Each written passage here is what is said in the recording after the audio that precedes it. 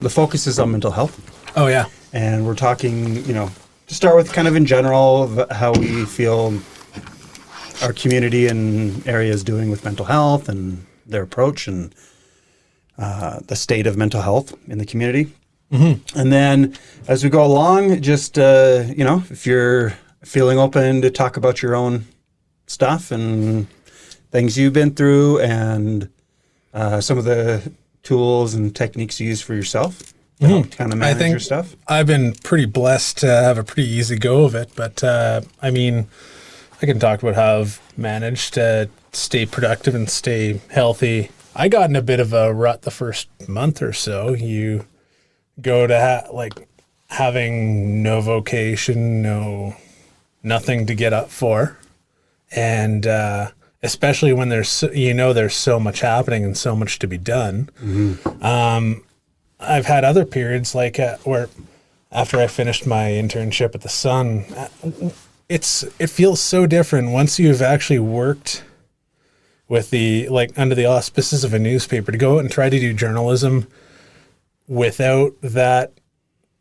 I don't want to say authority, but you have that the credential of actually working for an accredited news publication, and then you don't. You feel like you shouldn't be there. So it's it's difficult to stay motivated. But there were a few good, very important things going on that I still came out for. And The 5 Elements of Letting Go, the podcast. Discussing mental health openly and freely, and learning tools and techniques to find peace.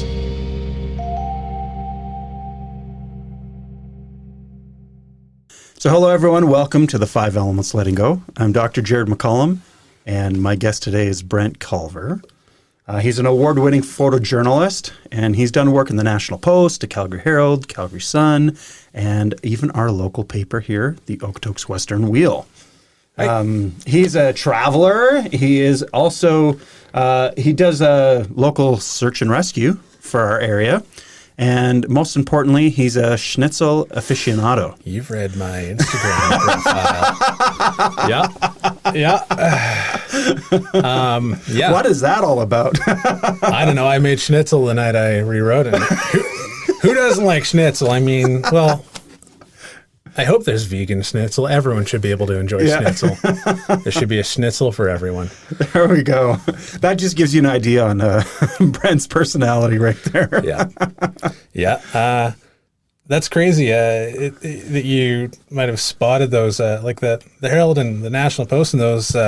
It's actually, I do a bit of freelance work for an NGO that looks after wetlands and stuff, the Nature Conservancy of Canada, and it's kind of like whack-a-mole, seeing where my name pops up for those photos, because they go with press releases, and then ironically sometimes they're sending me my own photo at the Western Wheel, and I'm like, oh, who's that guy? That must be so weird. Yeah, it's fun. It's just a wonderful way to see the world, or interact with the world. Mm-hmm. So yeah. So your plan was it something you always wanted to do? Actually, after high school, I didn't have much direction, and I liked taking pictures in high school. I was one of the Comtech kids at the Foothills Composite. We actually got to develop film back then. Oh, I remember doing that in junior high, and that's like a long time ago. Yeah. I went back there before they did the renos, and we don't let the kids use the chemicals anymore. I'm like, but why not? That's a huge experience. We used to have races to see who could, take it out of the canister and put it in the developer the fastest. And you always had a little bit of film that got pooched by the light. Oh God, that was my Comtech teacher, Mr. Ralph's word. Pooched. Everything was pooched. And now, oh God, it's happening.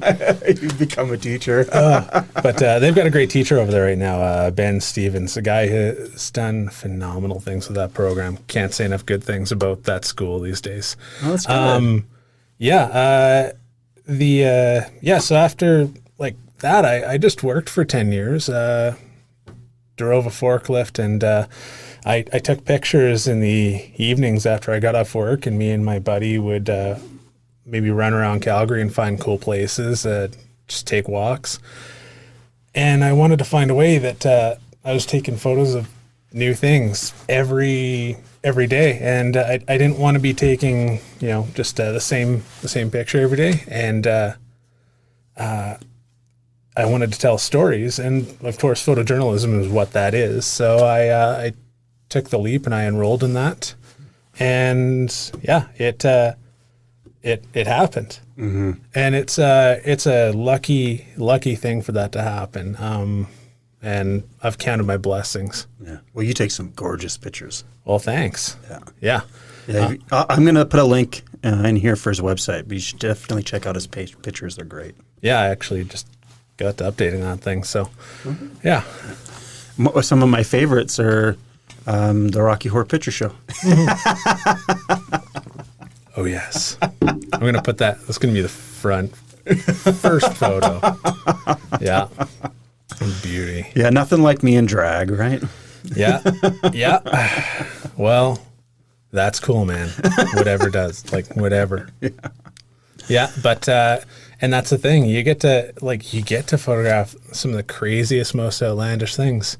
When I was at the student paper at SAIT, which is actually called the Emery Wheel, or the Wheel, WEAL. Mm-hmm. I don't know if it's still operating. I think it just, I was a student photographer for that, and so the focus we share with this is all about mental health and how we personally deal with our issues, but globally as a community as well, how we approach it. I would imagine as a journalist and taking photos, you've experienced some pretty interesting things along that line, within the community and seeing the stresses and difficulties people go through. Yeah. Having grown up in this community, I've known that, it's a wonderful place, but that doesn't mean that people aren't having problems underneath that. And I mean, even some of the folks that I'd see around town when I was a teenager, and, then you hang around long enough and you run into them and you learn about those problems, and you just understand that everyone's got a struggle, and that really, I try to color my approach to dealing with everyone with that in mind, that, I don't know what this person might be going through. And that's more just a way of life, but sometimes I would say I've learned working for the paper, you get to see a lot more of that than the layperson, and it's really just about being able to understand and tell people's struggles objectively. We have to, we can only, at a newspaper, people don't always know this, but we can't fight a battle for someone. We can just lay the facts out on the table. We are a news article. A good journalist is basically curating facts in a kind of a way to digest it well. Mm-hmm. And it's kind of tough sometimes because you do know what somebody's going through, and but you want to say more, but you can't. What we can do is we can tell that person's story as best as we can accurately, and hope that helps them. Mm. How do you feel the media in general? We've seen a bit of a shift with COVID and Black Lives Matter and all of this, but let's say for the past 10 years, how would you say media has been handling mental health in general? I still feel like a rookie in that department, but I would say that it's the most, I would say, at least for the last few decades, it's been the very traditional doctrine, like what I just said, where we can just lay out the facts. But now there are discussions, like for, say, the BLM protests,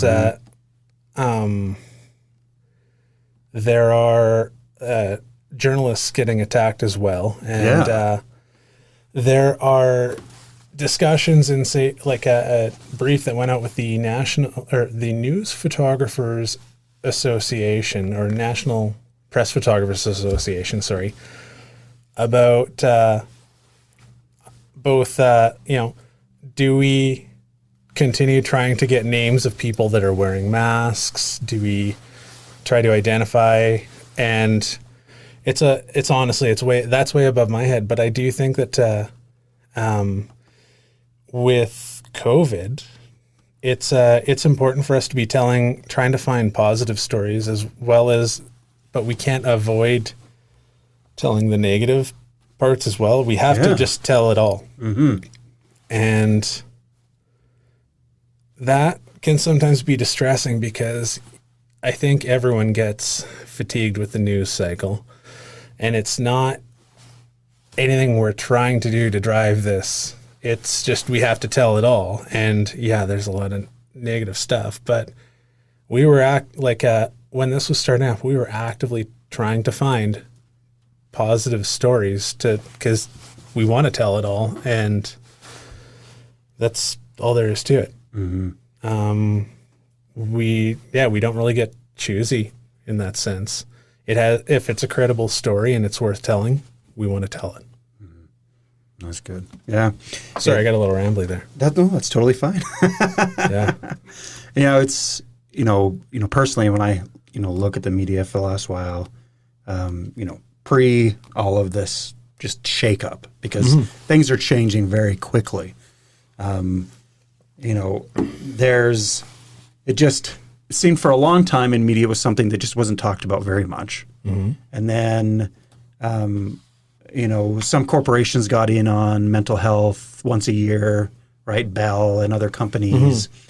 And then it seemed like when it was popular or it was something that was in vogue, they'd bring it up for a few days. And then do you think there's going to be a shift with all of this, that it's something that they're going to be a little more open and honest about?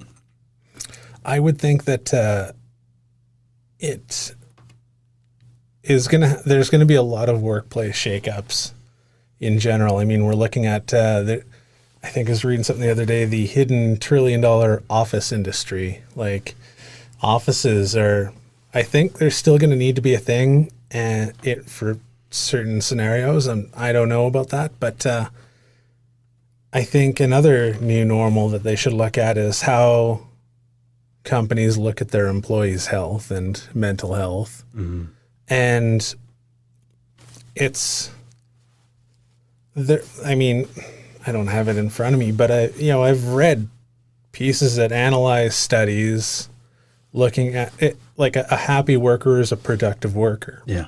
And so if you aren't focusing on your employee's mental health, that employee is not going to perform for you. It's all give and take. Mm-hmm.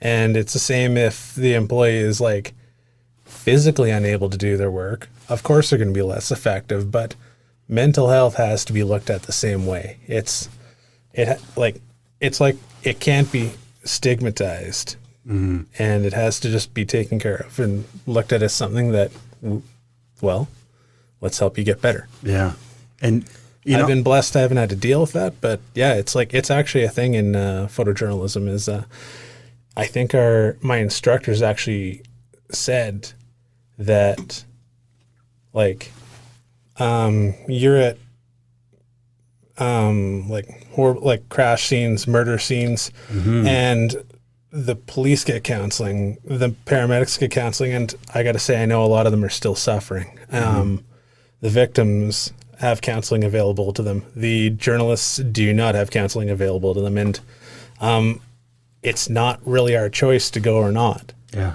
So, maybe we're not as necessary to be there, but there's someone making us go. But if your corporation expects you to be there to do that work, they have to understand that that's a risk for you, and they should be covering that. Well, I think, and I've had that support in my company, luckily. It's just been told that, take care of yourself. Mm-hmm. So I've been lucky there. But I've known journalists that have suffered in that way. So, well, I just imagine, like you said, crash scenes,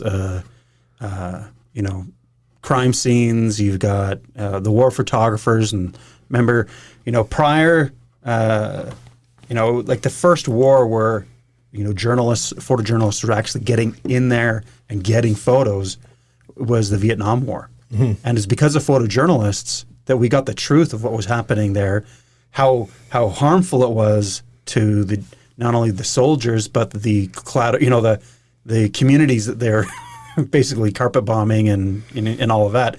That information was never getting out to the public prior. And just I can imagine, like whether you're seeing that as a soldier or a paramedic or whatever, seeing it as a photojournalist, it's the same. Yeah, and if you're not getting that support, that's damaging. And I think COVID is probably adding just one more layer of stress to first responders. Already probably astronomical stress levels. Like paramedics in this province, I don't think get enough credit for the struggles they go through. I know a few of them, and it's a hell of a job. Mm-hmm. So,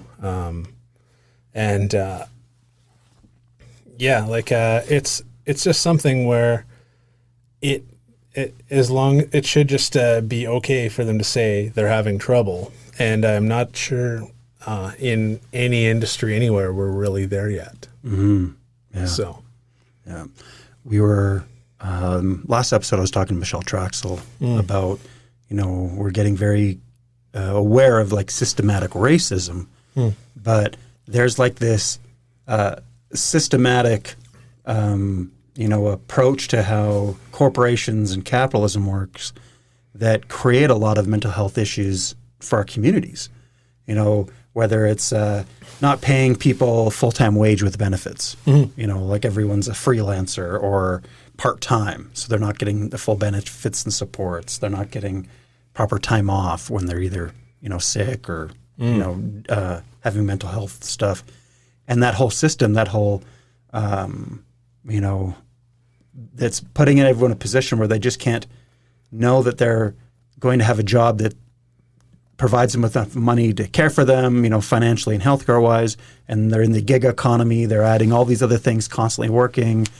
And that approach and how we've let, our work situations become is creating a lot of mental health issues, for a lot of people because work is just not the same it used to be.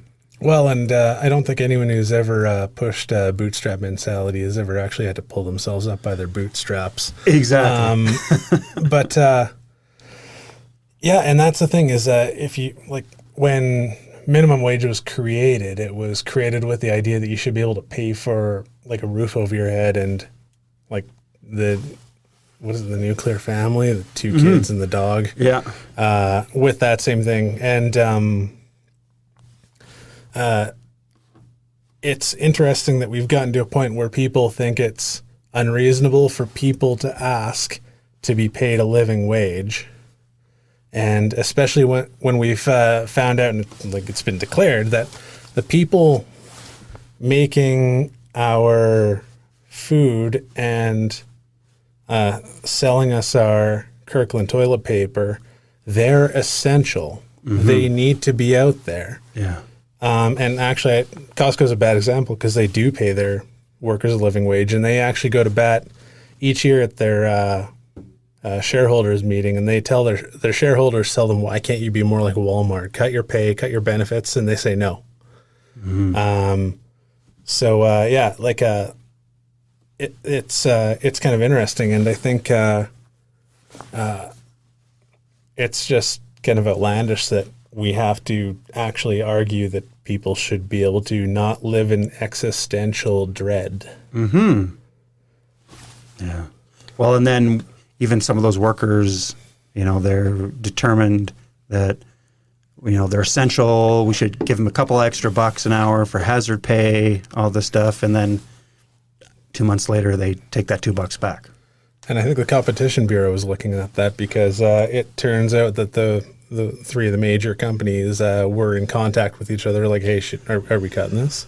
Oh my goodness! Really? Yeah. I think the Globe and Mail I think it was a Globe. I read that in. Yeah. Yeah, I believe it. That's the thing with Canada. We have such, we don't have a whole lot of competition. Whether that's media, cell phones. I was just going to say all these things. And these companies do, behind closed doors, work together. And what do we call that? An oligopoly? when there's like, Yeah. yeah. I think that's, I'm going to have to look that article up again, but they actually did call that they use the word oligarchs in this, Yes. Mm-hmm. in this article in the Globe. And it's kind of interesting because I think we do have it a lot better in Canada than, obviously there's a full meltdown down south. Mm-hmm. And there's people up here that are trying to make us more like that at this at the same time. They're telling us we should be more like that as it burns. Yeah. And that's concerning, but luckily I think those voices are still just a vocal minority. Mm-hmm. But I think this shakeup has at least pointed out that we need to value the people that keep our society running more. Mm-hmm. Mm-hmm. Yeah. So, yeah. There's, for sure one thing that we all need to, and I hope this is the next big, social push, we're trying to fix racism. I think the next thing that we will see, and, it'll start in the U.S. again, is a rise up for, proper wages and proper care. Because one thing I thought was very interesting, from some of the politicians in our country is after, people have been receiving CERB for 3, months or so, and then they started complaining that, well, we got to take CERB away from these people because they're staying home on CERB and not working because their pay they're getting paid more to stay at home with CERB than they are at their jobs because their pay is so poor. And I've been blessed to have been able to find ways to keep busy and whatnot. But that's the thing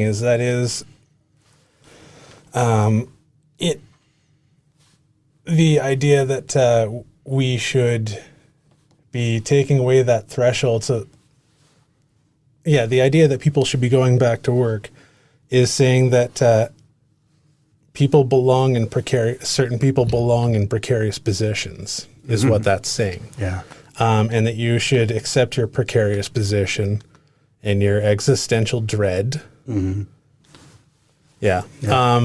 And I think, if your business model doesn't involve people being able to live, you might not want to be in business. You might not be a business. Yeah. Yeah. And that's the thing that, let's go back to Costco again. I worked there for 10 years and it can get incredibly comfortable and you have to actually motivate yourself to, but, they realized that it's actually better in their environment to have a lower turnover. When I was there, you'd have a big board in the office of everyone's picture and name, and they would keep sliding that up as seniority. Some people would turn over, and half of the board of people had been there for 5 years or more. Mm-hmm. There's a lot of people in there that have been there for 25 years. And that makes their company run extremely well because these people get extremely good at it and actually care about what they do. And they just figured out somewhere along the way that that's better than having people that turn over quickly and don't care. Yeah. And I don't blame those people for not caring if they're in a horrible environment. Mm-hmm. Yeah. What's interesting, I've always thought that, it seems like the upward trend is all these oligarchs and, billionaires plan I'm just going to keep getting more and more, and that separation will increase. But, the thing is those people need money to buy the things they're making and selling. And if they don't have enough, the system will eventually collapse. That's the thing I think thing people don't get about CERB is it kept our economy going. There's all this talk about restart the economy and whatnot. Well, the economy would have collapsed, like it stopped, but it would have collapsed and imploded if people weren't able to buy the essentials. And in every single, like, I think there's a lot that would need to be worked out about this model. I'm not pushing it too hard, but in every single test of a universal basic income, the people on it still liked to continue to work. In fact, they liked to work rather than had to work, and they liked it. But also, every dollar that they received in that universal basic income went to buying essentials. That money flows into the economy way more than any kind of trickle-down system. The money did not go to like 3 people to put in their bunker. True story. People in Calgary have bunkers. And the thing about that, like it flows into the economy. And CERB, I feel like if that didn't happen, people wouldn't have been able to buy groceries, pay rent. Landlords would have not been able to pay their bills, and a lot of other systems would have collapsed. Obviously, it's a Band-Aid solution, but I mean, the whole idea of UBI isn't that it's just one more big check. It would replace countless other systems that probably have astronomical administration expenses, and overhead like costs. The amount of costs to have like 1 million people making the EI system run and 1 million people making the child benefit system run. And I'm not against those, but I mean, like I said, if you have separate programs, you have to have different people trained. UBI, it could probably be done by a machine, as long as it doesn't get hacked. Looking at UCRA, I'm going to get audited now.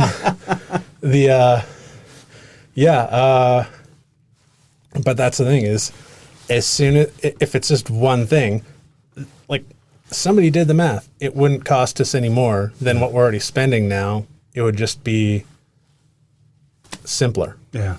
Well, and it flows into the economy. It's interesting. Like one thing that, they're pushing, and one of the main reasons for universal healthcare in the United States that I've heard being pushed is because your healthcare is linked to your job. You are afraid to leave an unhealthy job, or a job that's not paying you great, or you hate your boss, or it's not good for your mental health, but you stay because if you leave, you lose your mental health. Or those that have a great idea and they want to start a business that's going to benefit others, or they want to do a nonprofit to help change their community. They are fearful of making those changes because they'll lose their health care. So it stifles innovation. It stifles entrepreneurism, is what you're saying. And so here in Canada, because we have our health care, there is that room to do that. But UBI, that universal basic income, takes that to another level. Where if okay, my necessities are covered, I've got my health care, I want to do this for the world. I want to solve this problem. Or I've always wanted to, go back and do my art, or I always wanted to, do this or that. And now they have that freedom. And just what that does for our mental health. And it's not even so much that would allow them to like live on just that. Like it in every case I've seen, it's mostly just a stipend, but it allows them to put away more money, or afford, or like buy more essentials, or it would give them just a little bit extra to start that. And say that person goes on to start a company that employs 10 people. They've created 10 jobs. I haven't checked where our jobs are at in this. I don't even want to get into that. But those whole concepts of providing people with those basics, so they have enough that they can go do a job that would maybe doesn't pay as well as they need. But now they can go do that job to help others or work with the community, because now they know, okay, all of my ends are going to be met. I'm going to be okay, and I don't have to make as much money because the UBI covers that extra. And then they can do a job they love or they're passionate about or really makes a difference. Well, and that also comes back around to you're going to have better workers if you have workers that are happy where they are. Yeah. And that should be simple. Yeah. Yeah. And of course, everyone says, well, where are you going to get the money from? And Like I said, we've already got these cumbersome systems in place. It's just switching. Yeah. And really, I think once someone's, made, I don't know, like I'm sure we can draw a line. If someone has $500 million, do they need any more? I believe I've seen a lot of thresholds where if the household income is over like 80,000 or something like that, it switches off, which fair. Yeah, that's totally fair. Yeah. Yeah. Yeah, I know. But it's not your dad that made $100,000 a year that people are wanting to tax more. It's the guy that made $1 trillion last year that people want to tax more. Yeah, yeah. Well, my concern is always like I remember I had a discussion. Do you remember when the minimum wage came up here in Alberta? That was what, 3 or 4 years ago? Yeah. Yeah.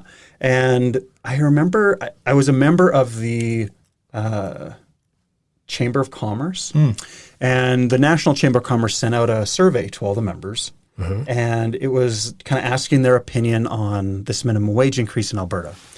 Now, usually surveys are supposed to be like a journalist, not take a side, right? Oh, yeah. To just kind of get your opinion if they're designed well. Yeah. This one was so skewed. Every question it was asking was trying to get you to reinforce their viewpoint. Leading questions are called that, and we're told not to do that because it's really just trying to get a certain answer. Yeah. And, some journalists on certain networks in the U.S. do this a lot where they'll ask, you feel this way about it, right? Just getting people to say what they want to say. Yeah. But anyway,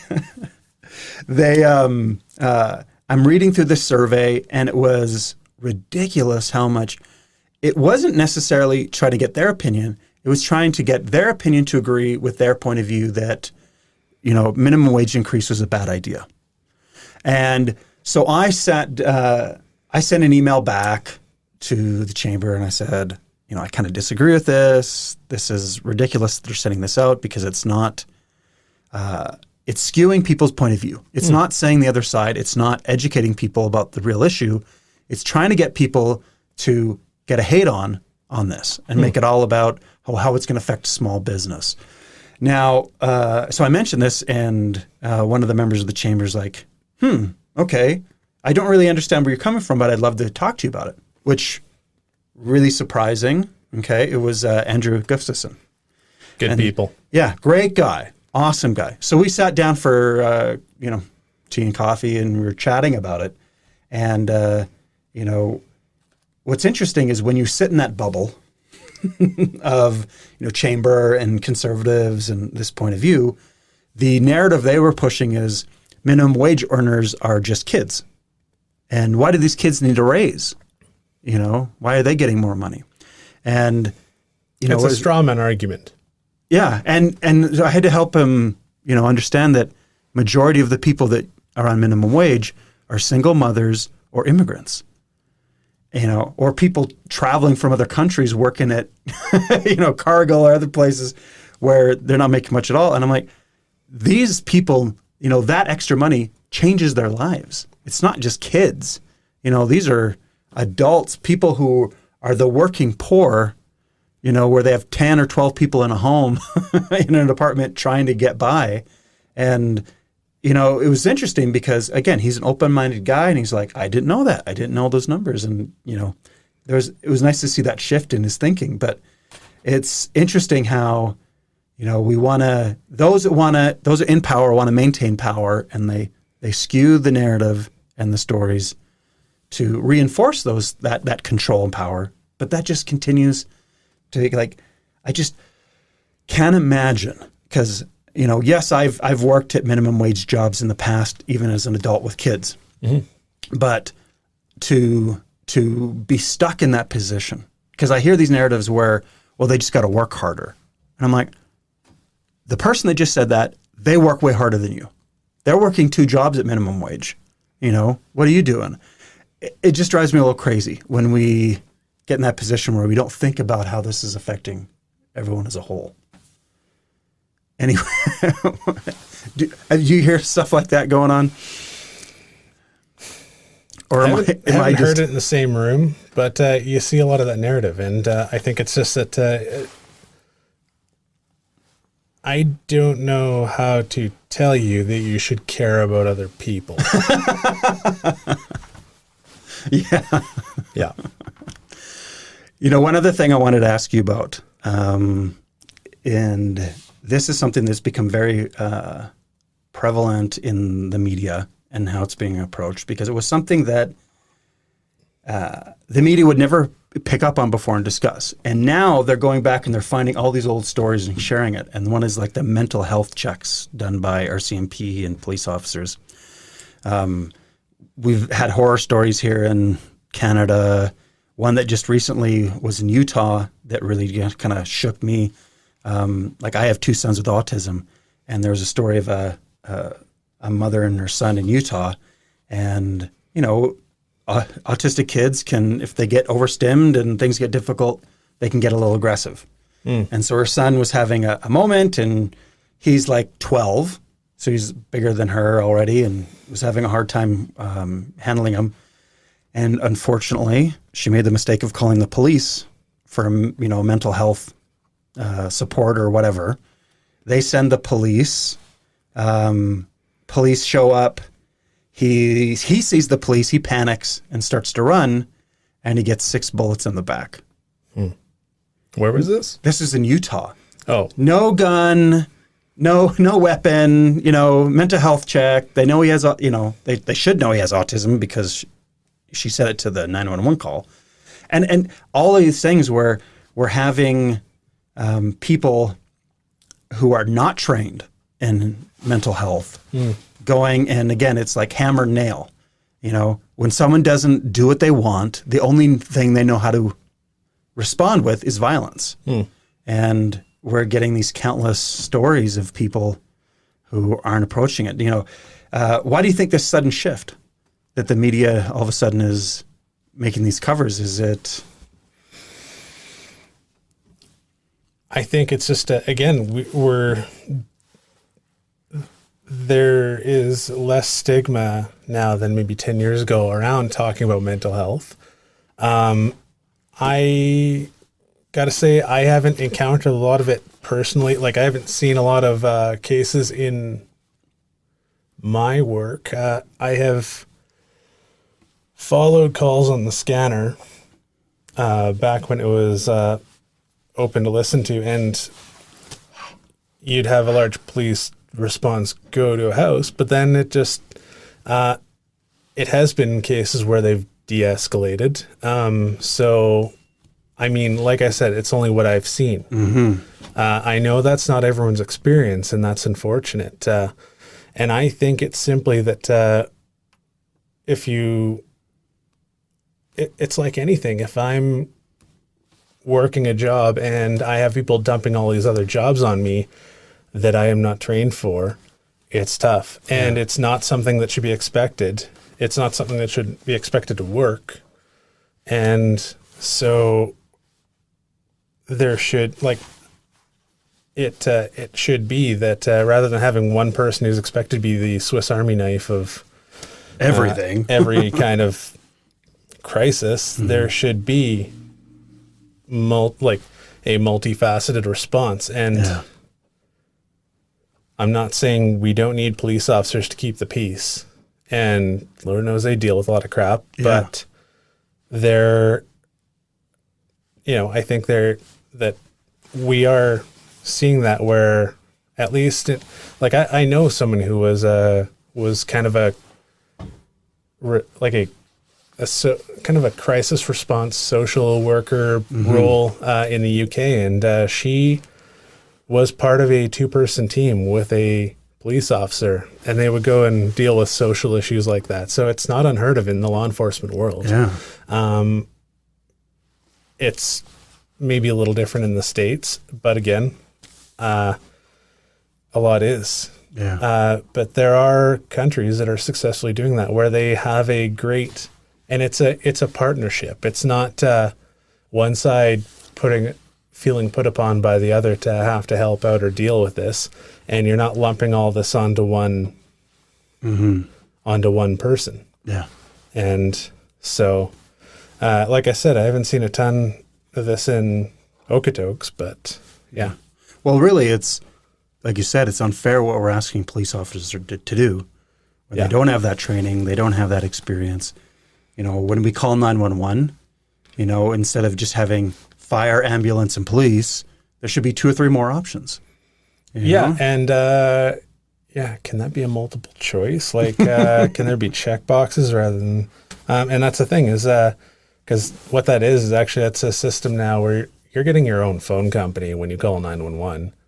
That's a TELUS employee, the first person asking, and then that goes to your local. What? I think because that's why they were charging for 911 delivery for a while, is because I'm pretty sure it goes to like your phone company before it goes through to 911.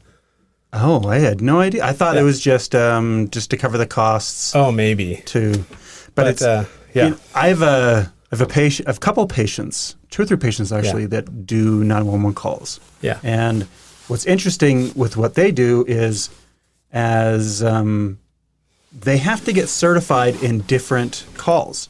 So when you call 911, what's your emergency? You tell them fire, paramedic, or police, and then you're shifted, right? Yeah. And so then you're sent to a specific operator that is trained to handle those calls. Yeah. So just about all of them handle, I think, fire first, then paramedic, then police, depending on and they have to go through a rigorous training to be able to handle that. Yeah, and I can tell you how it's structured in the foothills. Yeah. So in the foothills, I believe police is an RCMP call center up in Red Deer.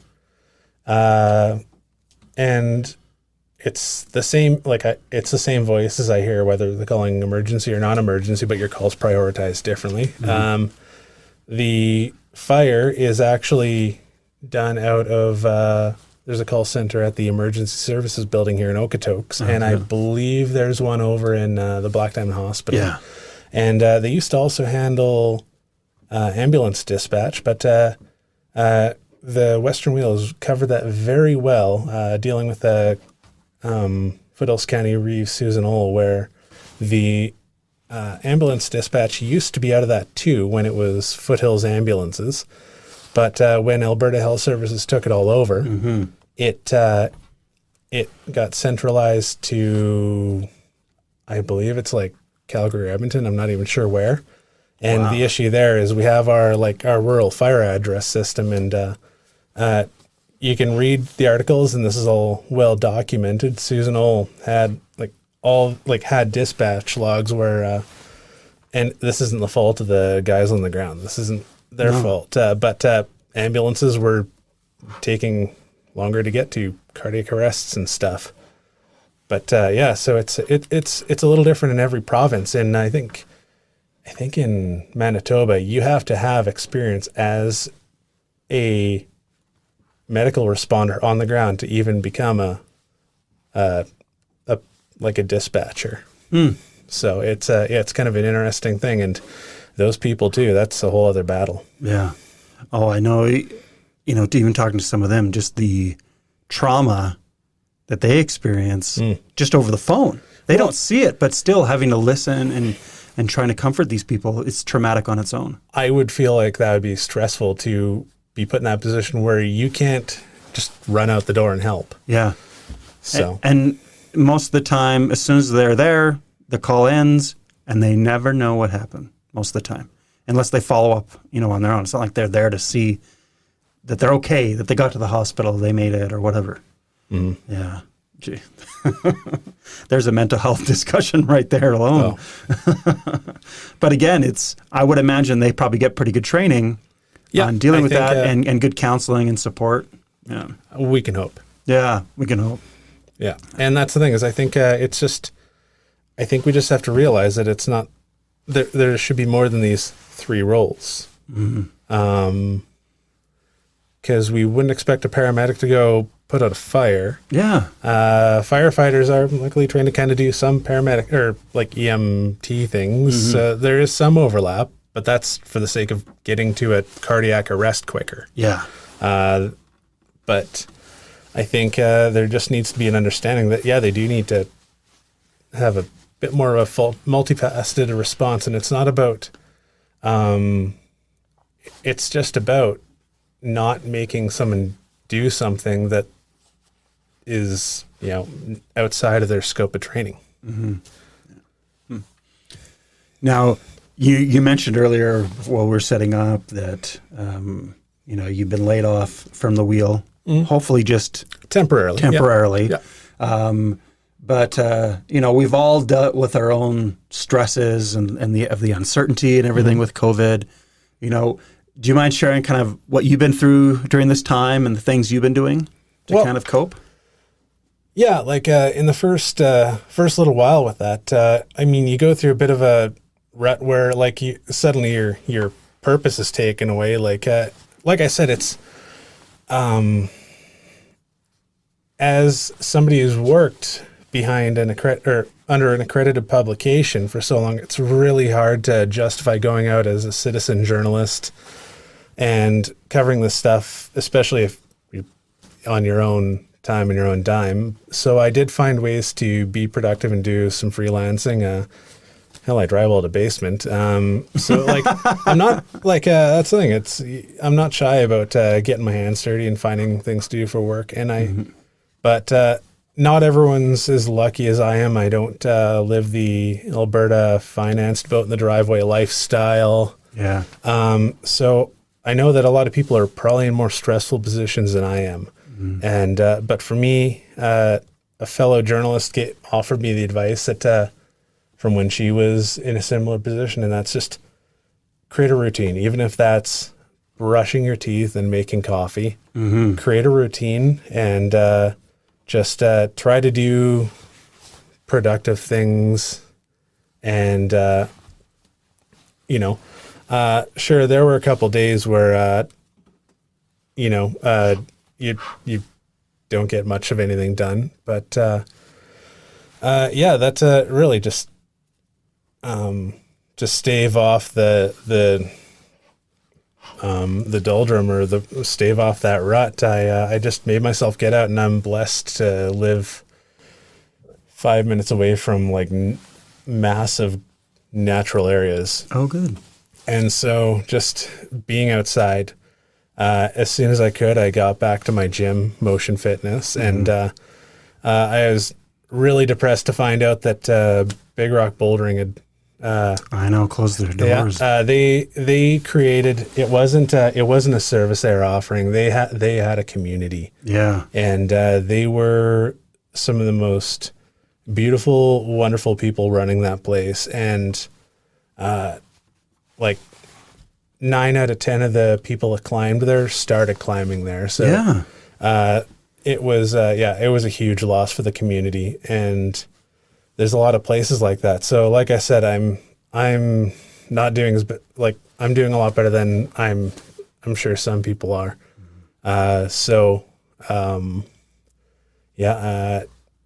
Don't really know what to say there other than that, you know what, I just found that whenever I was struggling to kind of find purpose, I would just, I would go out and I'd hustle, and I managed to find some work. And you know what, of course, the CERB was part of that. Mm-hmm. Well, it's for me too. Yeah. Uh-huh. I can't imagine what it would be like for the people that are being told that they're immoral people for not going back to a job that doesn't guarantee them reasonable hours and reasonable wages. I can't imagine that would be pretty rough for those people. And to see people shaming them is unfortunate. I know. I don't know where. Like I remember, and it's I don't think it's people that have ever had to deal with any kind of strife. No, like I know. What's his name? I've already forgotten his name. He was the official leader of the opposition. He's so unforgettable. The conservative leader for a while. Oh, yeah, Scheer. Andrew Scheer. Yeah, there's my opinion of Andrew Scheer right there.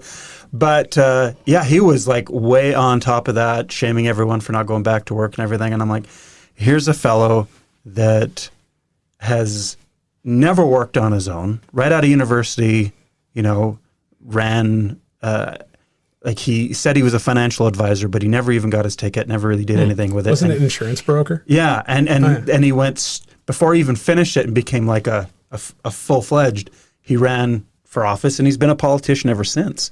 Like we have been paying his wages for him ever since he got out of university. And here's a guy that's upset for other people taking money from the government. The irony is not lost on me. Yeah. And the interesting thing there too was, I gotta say, like there was an MP that got laughed at in Parliament for mentioning that he used to be a bus driver, and that kind of attitude is just unfortunate. But I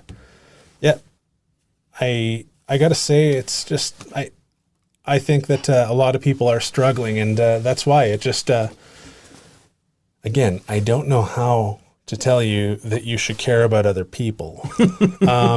It's like in every instance, it's been proven that access to public transit improves productivity, therefore improving the GDP. Yeah. Access to living wages, healthcare, improves the GDP. Childcare. Dental care. Yeah. Of course, we have like a system. If you have like a horrible dental emergency, like your infected tooth is like stopping your heart or whatever, like spreading to your heart, that whatever that is. Yeah. It's like the AHS does have like dentists who will perform emergency procedures for that. So the system where people who can't afford dental care are costing the system more money than it would have cost just to provide dental care. Yeah, like the system we have in place is more expensive. Yeah, yeah. If we just paid for, biannual cleanings, that small amount to see a hygienist would prevent a lot of those emergency. And guess treatments. what? I'll bet there's a lot of dentists and dental hygienists. I know actually a few of them are. I know a few hygienists. They're probably struggling right now. They probably have reduced business because people can't afford to go there. I bet this would actually, they would have more secure jobs if there was this system in place. And again, those people would then be contributing more to the economy. Mm-hmm. Yeah. So, it's been a really interesting discussion because, a lot of it is just, we're getting into... If you care about people, the economy does better. Yeah. I spent some time with friends and family in the Netherlands. And we like to knock that. And that's a very capitalist country. Mm-hmm. It is. It's the Unilever headquarters is there. They're not communists or Marxists or whatever people like to bandy about, despite clearly having not done social studies in high school. These countries still have systems in place where I was shocked that what the hell? There's only one. I can only find this one gas station within 100 kilometers that's open after 11, and after 9 o'clock. Anyone gets another €2 on top of their hourly wage. After midnight, it's another €2. If they're working on Sunday, it's another €2. They have this stuff. They have a world-class healthcare system. They have minimum 4 weeks paid vacation. And guess what? Those people are going and they're taking holidays in their country, and they're contributing to their own industries when they're on holidays. Yeah. These things create more of a churn in the economy than somebody just throwing that in into a bank account somewhere. Yeah. Well, I remember reading Sweden has the highest average income of any country in the world, and the highest number of billionaires of any country in the world. And that's not per capita. No. They just have the most billionaires. They have more billionaires in Sweden than they do in the United States. And it's because, again, where in the United States, I don't know how many billionaires they have, but it's those billionaires, again, have far more. They have 100 and whatever billions, rather than one having, in Sweden, they may have 1 or 2 billion, like a whole bunch of them, because again, that income is even spread even when there's billionaires. Yeah. Yeah. And again, they all make fun of that system, but, it's clearly working. Yeah. The Dutch economy is growing. Yeah. Or at least was last time I checked. Maybe like COVID's obviously the anomaly, but Yeah. No, it's and really that will be the future in economies. Those that care for people and those that care for mental health and healthcare in general. They're the ones that are moving up. And I have lots of dear friends in the United States, and Americans are very fond of saying we're number one, and they are in a lot of things. Like they're number one in the amount of people they have in prison, and they're number one for having the most expensive healthcare system, and they're number one for school shooting. And their system still costs their healthcare system still costs taxpayers more money per capita than ours. Yeah, which is hilarious. Yeah. Well, I saw one thing today. It was a guy's receipt to his insurance company for his COVID test. And it was $1,200 for a $10 COVID test. But because it was covered by insurance, they overcharged the insurance companies. And it's this whole scam that just keeps going and just making the system so much more expensive. Well, and I mean, I hate anecdotal stuff because, again, that makes my journalist senses tingle. But I mean, there was somebody saying that a long-haul trucker that had to go to the States, he, for whatever reason, they had to send him in for a check. And he said while he was sitting in an urgent care clinic in Texas, 6 people walked in with symptoms looking to get a COVID test, but this test was $200 for them. And 6 people walked out without a test. Yeah. Well, and so this month in the United States, they have, because they had a moratorium on evictions. And so this month, all of those evictions are going through. And the last I heard, it was over 250 million households that will be evicted this month in the United States. 250 million. So they've lost their jobs. They lost their health care. Yeah. Now they're going to lose their home. That doesn't sound like a good recipe for anything. No. What's going to happen with those COVID numbers now? Well, those people are also they're okay. Like we think we've seen the worst of it in the United States. I don't think we have. I think in the next 6 weeks, it's going to just blow up.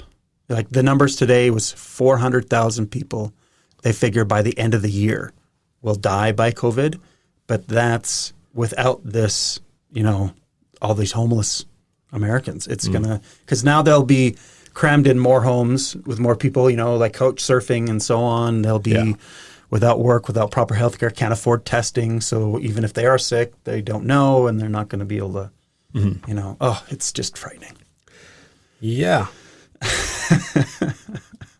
I don't know what to say to that. I don't know what to say about it either, but I love what you keep going. Everything is that the Lego song? Yeah. But again, the thing you've repeated 3 times now is I don't know how to tell people to care about people. Yeah. And I love, that you keep saying that because that is the solution. We have to start caring about others and understanding that, people want all the freedom without all the responsibility. Yeah. And it's really starting to sound like a child throwing a temper tantrum that he has to do the dishes after he had a meal cooked for him. Yeah. Yeah. And we're learning this reality with COVID that if these few people don't follow the rules, it can blow everything else for the rest of us. Things can get shut down and we can go back home.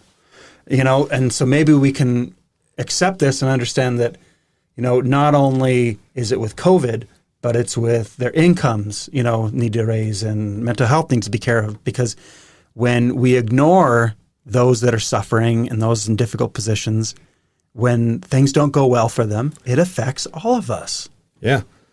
Sturgis Biker Rally is now considered a super spreader event. May have led to 260,000 new cases. And that was one in the Dakotas where they had, how many was it? It's like 70-something thousand bikers in one little community? Yeah, that's the Dakota one, Sturgis. And the guy's saying, ride or die, we're going either way. And it's so easy up here.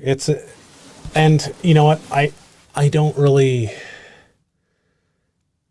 have any malice towards anyone for this, because I think it's an evolutionary trait where if we don't see the issue, we want to really think it's not an issue. Yeah. But I have a friend who has to deal with a lot of things. He lives in Seattle. Mm-hmm. He works in the medical industry. Yeah. He has to pick and choose his route to work to do COVID testing or process COVID tests. I think he works in a lab, because there's the federal secret police. Yeah, in Portland and Seattle. Routes, and so he has to pick and choose his route depending on which part of the city is exploded that day to go and do COVID testing and hope he doesn't get it. Yeah. And I mean, they're fairly lucky in that part of the country, whereas, I have another friend in Texas, and it's if they are hurting, they have to call ahead to if they hurt their arm or something, they want to call ahead to the hospital to make sure it isn't piled with COVID cases, because they'll get COVID with their cast. Yeah. And it's insane. Yeah. So So again, like I said, people want all the freedom without the responsibility. Yeah. So and I hope this whole experience and what we're seeing, unfortunately, like you said, people don't see the issue and don't buy in until someone they know is affected. So I guess it's going to take a very high percentage of people getting COVID for them to believe that it's a real thing, and they have to experience more people in poverty to believe that it's a problem. And same with mental health. Yeah. Yeah. And that's the thing, is that it's I think you and I have probably been very lucky in our experiences, and but then we did learn that there are problems in our community with racism. We did learn that there, like I said, it's something that I did have to learn about and educate myself about, that this does happen. And I mean, it's easy to ignore something if it's not affecting you. Mm. It's easy to tell someone to pull themselves up by their bootstraps and work harder if you've never had to pull yourself up by your bootstraps and work harder. Yeah. It's easy to say this boogeyman disease isn't real if you've never seen or felt it yourself. Yeah. And yeah. Yeah. One thing that I think with all of this is, it's like you said, it's far more important that we care about people and what our actions could do to harm others in the collective, rather than just be, well, no, I don't believe it, so I'm not going to do anything, and I don't care. So what if if it isn't real and you did all those good things, then you're still a good person. You still did the right thing, even if it wasn't, if you were right that it was all a hoax or whatever. It really meant nothing to me to throw a mask on when I went into Costco. It meant nothing to me to, it didn't affect me at all. Mm-hmm. It didn't block my masculine energy or whatever these people are thinking, the 5G chip hidden in the mask Costco people hand me didn't, give me the Rona, or I don't even know anymore. Yeah.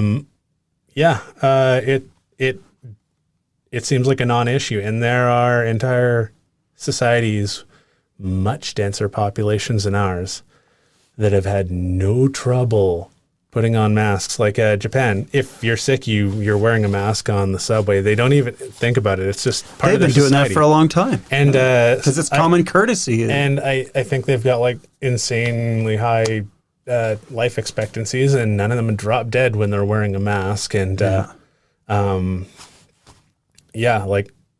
and there's still people saying, well, the mask won't protect me.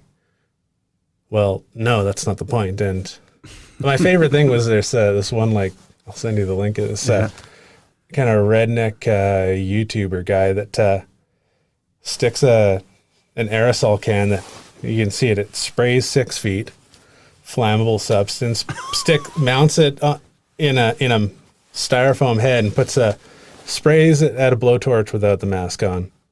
It ignites. Yeah. Sprays it at the blowtorch with the mask on. Doesn't ignite. And he's sitting here, he's saying cough, cough, cough, cough, cough, cough. And he got about this far away and it still wasn't spraying enough of this substance. And it's not that you're not going to have anything escaping from there. It's not that. It's that it's going to dampen your disgusting hacking cough that you can't seem to cover with your elbow for the life of you. That's a pretty good analogy. The blowtorch and the mask. Yeah, it's a great video. It needs to go in the comments of this. Yeah, sure, no problem. Yeah, great.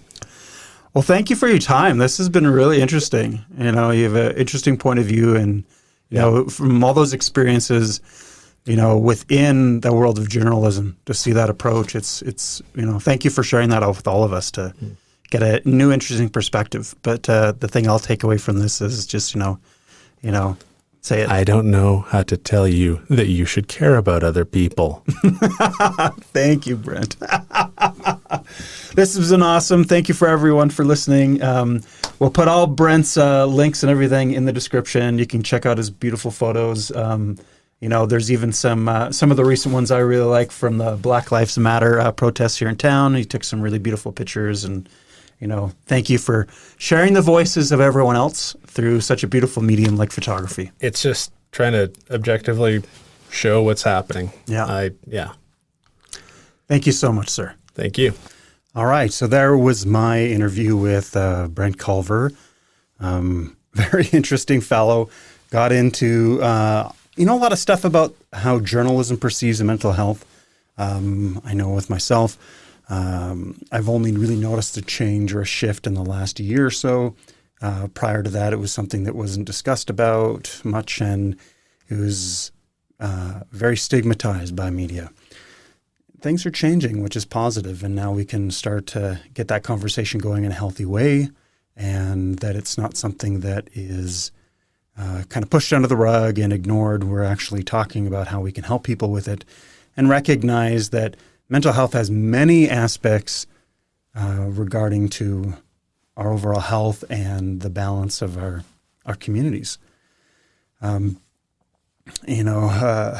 also got into quite a few, kind of overall things, very similar to my discussion with Michelle Traxel, talking about the root causes of mental health being not just chemical or physical imbalance, but the way our communities are designed, the way our economic system is designed, and all of those other areas. I do like his thing that he repeated numerous times in there that, I don't know how often I have to tell you to just be nice to people and to love people and care for people. It's our whole system is shifting and evolving with online and social media and everything, where we're getting more and more disconnected from one another. And that is creating that distance, and that judgment is creating problems within our communities that we need to solve. So I hope that we find ways to do that, and we can move on and support one another. But anyway, thank you for listening to me today. This great discussion with Brent Calver. Very interesting fellow, and I hope you enjoyed the listen. If you want more information on the 5 elements of letting go, check the links below, and you can always visit jaredmccallum.com. Thank you so much, everyone. Have a great evening.